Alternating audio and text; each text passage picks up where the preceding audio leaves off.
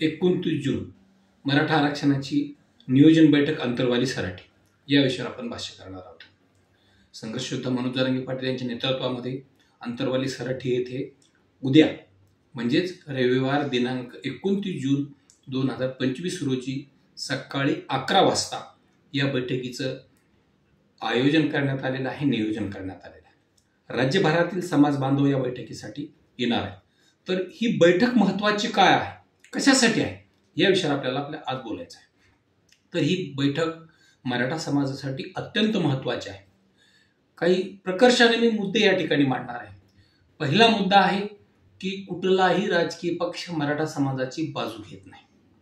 राज्यात वेगवेगळे पक्ष आहेत, काही राष्ट्रीय पक्ष आहेत, काही प्रादेशिक पक्ष आहेत.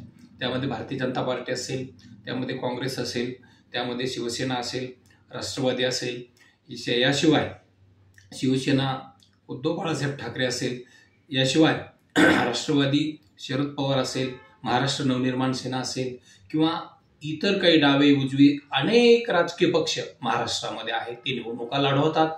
परंतु मराठा समाजाचं दुर्दैव आहे की एकही राजकीय पक्ष मराठा समाजाच्या आरक्षणासाठी बाजू घेत नाही.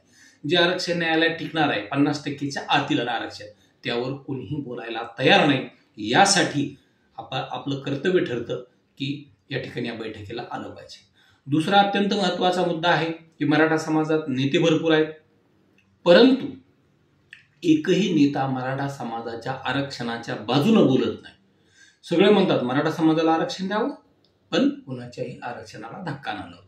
आरक्षण हा धक्का बिक्का लावण्याचा कुठलाही प्रकार नाही. आरक्षण हे 3च प्रकारचं आरक्षण आहे. एक आहे एससीचं आरक्षण, एक आहे एसटीचं आरक्षण, जे भारतीय राज्यघटनेच्या 341, 342व्या कलमानुसार दिलं जातं आणि 340व्या कलमानुसार नीती निर्देशक तत्वामध्ये या ठिकाणी आरक्षणाची प्रोव्हिजन आहे.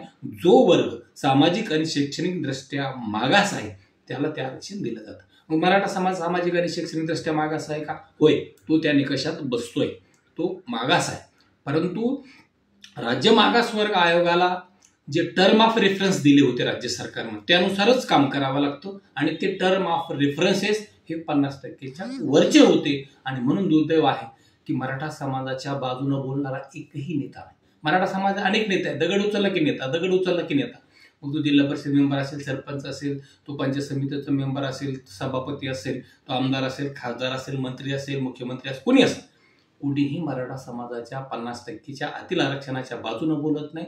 आणि हा लढा जरांगे पाटील स्वतःचं रक्त जाळून, स्वतःच्या घरावर तुळशीपत्र ठेवून या ठिकाणी हा अविरत जवळपास 2 वर्ष या लढ्याला सुरुवात झालेली आहे. म्हणजे तसा लढा तर फार जुना आहे, परंतु अविरत जो सुरू आहे तो 2 वर्ष होत आलेले आहे. तरी कुणीही याकडे लक्ष देत नाही. आणि म्हणून या ठिकाणी अंतरवाली सराटीतील नियोजन बैठकीला जाणं हे आपलं कर्तव्य ठरतं. तिसरा महत्त्वाचा मुद्दा आहे की जरांगे पाटलाची नोंद सापडली का? होय, सापडली. मग त्यांना काय गरज राहिली? मग त्यांची नोंद सापडली तर त्यांनी प्रमाणपत्र काढून गपची बसायला पाहिजे. परंतु त्यांच्या मनामध्ये तळमळ आहे, मराठा समाजाविषयी जी आस्था आहे आणि समाजासाठी त्यांनी जे योगदान दिलेलं आहे हे पाहता अशा योद्ध्याच्या मागं आपण ठामपणे उभं राहिलं पाहिजे. आणि म्हणून या नियोजन बैठकीसाठी आपण गेलं पाहिजे. पण काही म्हणतील की आता पाऊस आला तर काय करायचं?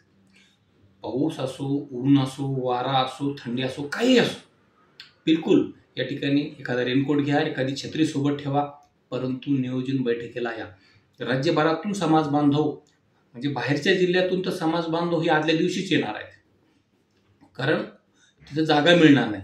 आणि यामुळं एक ताकद दाखवण्यासाठी, एकजूट दाखवण्यासाठी आणि 29 ऑगस्ट चलो मुंबईचं नियोजन करण्यासाठी आपण या ऐतिहासिक क्षणाचे साक्षीदार आपण झालं पाहिजे. गर्दी तर प्रचंड होणार आहे. आणि काही जण म्हणतात की नाही आता आपण घरात बसू, कोणतरी जाईल. तर असं करून हा लढा लढला जाणार नाही. ही रस्त्यावरची लढाई आहे, ही आम्हा सर्वांची लढाई आहे. आणि प्रत्येकाने यात खारीचा वाटा उचलला पाहिजे, आपलं योगदान या ठिकाणी दिलं पाहिजे. कारण जोपर्यंत आपण घराच्या बाहेर पडणार नाहीत, जोपर्यंत प्रत्यक्ष त्या रस्त्यावर उतरणार नाही, त्या लढाईत सहभागी होणार नाही, तोपर्यंत आपलं सहभाग त्यात असणार नाही. नाही तर आपल्याला काय करायचंय, आपल्याला मिळालेलं आहे, तर असं बोलून चालणार नाही. तर हे सर्वांचं कर्तव्य या ठिकाणी ठरतं. आपण काही सामाजिक नेते पाहतो जे जेलमध्ये जाऊन आलेत, ज्यांच्यावर भ्रष्टाचाराचे आरोप आहेत, अशा लोकांच्या पाठी त्यांचा समाज राहतो.